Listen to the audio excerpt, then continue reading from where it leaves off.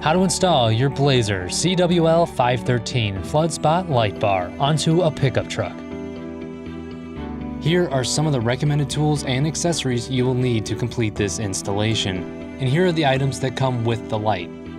First, using the mounting bracket to determine where you want the light to be located, drill holes in your desired mounting locations and secure the light with the provided hardware. Now that the light is secured to the vehicle, we can begin the wiring portion of our installation. Begin by using a ring connector to attach the hot wire to the positive lead on the battery. Feed the other end of the hot wire from the battery to a 10 or 16 amp fuse. From the fuse, run the wire to the dashboard by drilling through the firewall in a logical location that will not interfere with engine operation.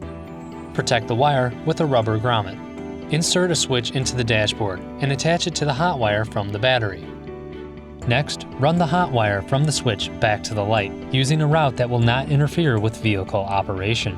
Secure this hot wire to the corresponding hot wire in the light's pigtail, using a heat shrink butt connector.